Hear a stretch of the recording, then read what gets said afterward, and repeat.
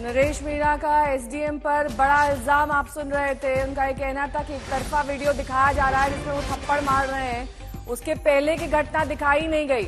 SDM पर फर्जी voting कराने का आरोप नरेश मीणा ने लगाया है। ये बड़ा आरोप एसडीएम पर। पुलिस ने हमारी गाड़ियां फूंकी, उसके बाद थप्पड़ कांड हुआ। शरद कुमार मेरे सहयोगी जुड़ गए हैं तमाम जानकारी के साथ।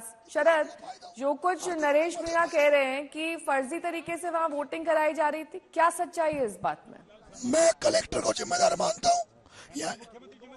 देखिए, नरेश मीणा सुबह आ गए थे यहाँ पर जब यहाँ बाइकआउट हुआ था और ये लगातार यहाँ प्रदर्शन कर रहे थे गांव वालों के साथ, और गांव वाले अपने प्रखंड को उनियारा में शामिल करने की मांग कर रहे थे। इसी बीच 3 वोट जो है वो डाले गए। नरेश, क्या एक मिनट, नरेश, क्या हुआ था जब आप यहाँ प्रदर्शन कर रहे थे? तो यहाँ से गिरफ्तारी देंगे। पूरा गांव बहिष्कार करके बैठा हुआ था, पूरा गांव बहिष्कार करके बैठा हुआ था और हमने उनकी मांग थी भाई कलेक्टर यहाँ आए। कलेक्टर साहिब आई नहीं आने पर यहाँ का जो एसडीएम था, जो मारपुरा में एसडीएम आरोप लगाया हुआ है, उस बीजेपी के एजेंट जो था, बीजेपी का काम कर रहा था, उसने 3 पर्ची वोट यहाँ डलवाए थे। एक आंगनबाड़ी महिला का, एक टीचर का, एक उसके पति का, और जबरदस्ती उसको एक कहा कि तुम्हें सस्पेंड कर देंगे, तुम्हारी नौकरी खा जाएंगे।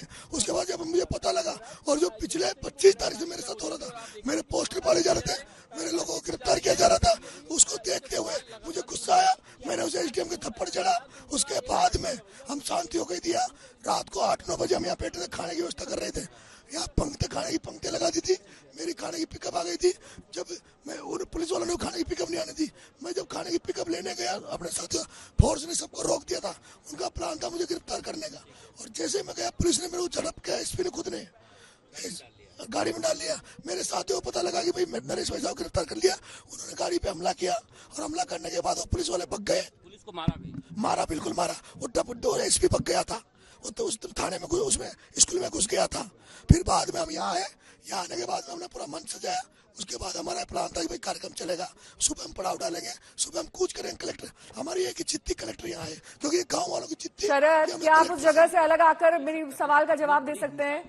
मैंने आपसे ये पूछा कि जो कुछ यहाँ पर कह रहे हैं नरेश मीणा, उसमें कितनी सच्चाई है? क्या वहां पर फर्जी वोटिंग हुई जिसके बाद वो इस कदम को लेने पर मजबूर हुए?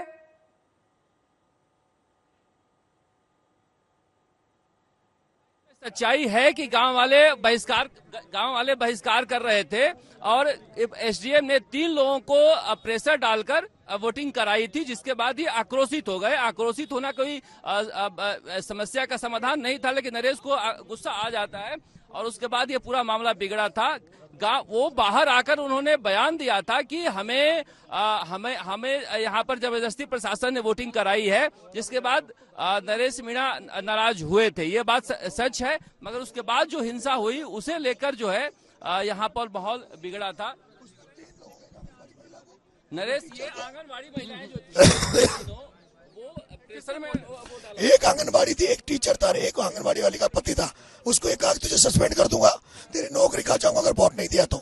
के लिए आपका यहाँ पर एसडीएम पर फर्जी वोटिंग कराने का आरोप नरेश मीणा लगाते हुए, और ये फूकी हुई गाड़ियां इस बात की गवाही दे रही हैं कि वहां पर कितनी तबाही मची है, क्योंकि जो इनके समर्थक थे उन्होंने वहां पर काफी आगजनी की, कई गाड़ियों को आग के हवाले कर दिया। अब नरेश मीणा का आरोप है कि पुलिस ने मेरे साथ मारपीट की है।